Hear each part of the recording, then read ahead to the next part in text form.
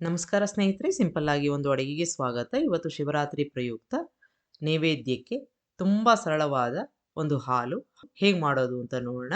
ಮೊದಲನೇದಾಗಿ ನಾನಿಲ್ಲಿ ಕೆಲವೊಂದು ಪದಾರ್ಥಗಳನ್ನ ಇಟ್ಕೊಂಡಿದ್ದೀನಿ. 1 ಟೇಬಲ್ ಸ್ಪೂನ್ನಷ್ಟು ಗಸಗಸೆ, ಒಂದು 6 ಅಥವಾ 8 ಗೋಡಂಬಿ, ಅಷ್ಟೇ ಪ್ರಮಾಣದ ಪಿಸ್ತಾ ಅಥವಾ ಬೇಕಾದರೆ ಜಾಸ್ತಿ ತಗೋಬೋದು, ಒಂದು 12 ಅಥವಾ 14 ಬಾದಾಮಿ, ಇಲ್ಲಿ ಮೆಲನ್ ಸೀಡ್ಸ್ ಅಂತ ಸಿಗತ್ತಲ್ಲ ಅದನ್ನು 1 ಟೇಬಲ್ ಸ್ಪೂನು, ಮತ್ತು 1.5 ಟೇಬಲ್ ಸ್ಪೂನ್ನಷ್ಟು ಸೋಂಪು ತಗೊಂಡಿದ್ದೀನಿ. ಈಗ ಇದೆಲ್ಲವನ್ನು ಒಂದು ಪಾತ್ರೆಗೆ ಹಾಕ್ಕೊಂಡು ನೆನೆಯೋಕ್ಕೆ ಬಿಡೋಣ. ನೀವು ತಣ್ಣೀರು ಹಾಕೋ ಹಾಗಿದ್ರೆ ಒಂದು ಸುಮಾರು 3ರಿಂದ 4 ಗಂಟೆ ನೆನೆಸ್ಕೋಬೇಕು. ಚೆನ್ನಾಗಿ ನೆನೆಯುತ್ತೆ ಗೋಡಂಬಿ ಮತ್ತು ಅವೆಲ್ಲ. ಈಗ ಪಿಸ್ತಾ ಹಾಕ್ಕೊಂಡಿದ್ದೀನಿ. ಇದಾದ ನಂತರ ಗೋಡಂಬಿ ಹಾಕ್ಕೊಂಡಿದ್ದೀನಿ, ಬಾದಾಮಿ ಹಾಕ್ಕೋತಾ ಇದ್ದೀನಿ. ಬಿಸಿನೀರು ನೀವು ಬೇಕಾದರೂ ಹಾಕ್ಕೊಂಡು ನೆನೆಸ್ಬೋದು. 1 ಗಂಟೆ ಕಾಲ ನೆನೆಸಿದ್ರೆ ಸಾಕು. ಗಸಗಸೆ ಕೂಡ ನೆನೆಸ್ಕೋತಾ ಇದ್ದೀನಿ. ಇದೆಲ್ಲ ನೆನೆಸ್ಕೊಂಡ್ರೆ ಚೆನ್ನಾಗಿ ರುಬ್ಬೋದು. ಈಗ ಆಗಿದೆ, ಸುಮಾರಾಗಿ 3 ಗಂಟೆ ಕಾಲ ಆಗಿದೆ. ನೋಡಿ, ಈ ಥರ ಮಾಡಿದಾಗ ಸಿಪ್ಪೆ ಸುಲಭನಾಗಿ ಬರುತ್ತೆ, ಬಾದಾಮಿ ಸಿಪ್ಪೆ. ಹೀಗೆ ಎಲ್ಲವನ್ನು ತೆಗೆದು ಇಟ್ಕೋಬೇಕು. ಮಿಕ್ಕೆಲ್ಲವೂ ಚೆನ್ನಾಗಿ ನೆಂದಿದೆ. ಈಗ ಮಿಕ್ಸಿ ಜಾರ್ಗೆ ಹಾಕ್ಕೊಂಡು ಇದನ್ನು ನುಣ್ಣಿಗೆ ರುಬ್ಕೋಬೇಕು. ಎಲ್ಲವನ್ನು ನೀರು ತೆಗೆದು ಹಾಕ್ಕೋತಾ ಇದ್ದೀನಿ.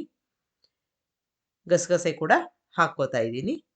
ಇದಾದ ನಂತರ ಇಲ್ಲಿ ಕೆಲವೊಂದು ಪದಾರ್ಥಗಳನ್ನ ಇಟ್ಕೊಂಡಿದ್ದೀನಿ. ಒಂದು 8-10 ಕರಿಮೆಣಸು, ಕೇಸರಿ, ಏಲಕ್ಕಿ, ದಾಲ್ಚಿನ್ನಿ ಮತ್ತು ಇದು ರೋಸ್ ಪೆಟಲ್ಸ್ ಅಂತ ಇಟ್ಕೊಂಡಿದ್ದೀನಿ. ಇದೆಲ್ಲವನ್ನು ಹಾಕ್ಕೊಳ್ಳೋಣ.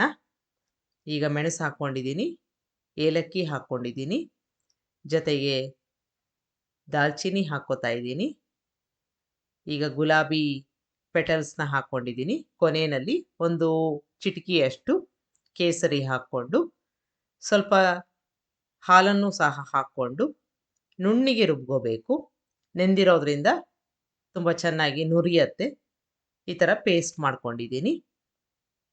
ಈಗ ಒಂದು ಪಾತ್ರೆಯಲ್ಲಿ ನಾವು ಹಾಲನ್ನು ಕಾಯಿಸ್ಕೊಳ್ಳೋಣ. ಸುಮಾರು 4 ಗ್ಲಾಸಷ್ಟು ಹಾಲನ್ನು ಹಾಕ್ಕೊಂಡಿದ್ದೀನಿ. ನಿಮ್ಮ ಮನೆಯಲ್ಲಿ ಯಾವ ಹಾಲನ್ನು ನೀವು ಉಪಯೋಗಿಸ್ತೀರಾ ಅದನ್ನು ಕಾಯಿಸ್ಕೊಂಡು ಆರಿಸ್ಕೋಬೇಕು. ಈಗ ಇದಕ್ಕೆ ರುಚಿಗೆ ತಕ್ಕಷ್ಟು ಸಕ್ಕರೆನ ಹಾಕ್ಕೋತಾ ಇದ್ದೀನಿ. ಉಕ್ಕು ಬಂದಮೇಲೆ ಸ್ವಿಚ್ ಆಫ್ ಮಾಡ್ಕೊಂಡು ಬಿಡೋಣ. ಇದಕ್ಕೆ ನಾವು ಈಗಾಗಲೇ ರುಬ್ಕೊಂಡಿದ್ವಲ್ಲ ಪೇಸ್ಟು, ಅದನ್ನು ಹಾಕ್ಕೋಬೇಕು. ಇದನ್ನು ಹಾಕ್ಕೊಂಡು ಚೆನ್ನಾಗಿ ಮಿಕ್ಸ್ ಮಾಡ್ಕೋಬೇಕು. Switch off ಮಾಡ್ಕೊಂಡ್ಬಿಡೋಣ. ಕುದಿಸೋ ಅವಶ್ಯಕತೆ ಇಲ್ಲ, ಅದು ಚೆನ್ನಾಗಿ ಬೆರಿಬೇಕು. ನಾವು ಹಾಕಿರೋ ಒಂದು ಪದಾರ್ಥಗಳ ಘಮ ಹಾಗೇ ಇರಬೇಕು. ಮುಚ್ಚಳ ಮುಚ್ಚಿ ಆರಕ್ಕೆ ಬಿಡೋಣ. ಆರದ ಮೇಲೆ ನೀವು ನೈವೇದ್ಯಕ್ಕೆ ದೇವರಿಗೆ ಇಟ್ಟು ಆನಂತರ ನೀವು ಸೇವಿಸ್ಬೋದು. ಈ ರೀತಿಯಾಗಿ ಮಾಡಿ ನೋಡಿ.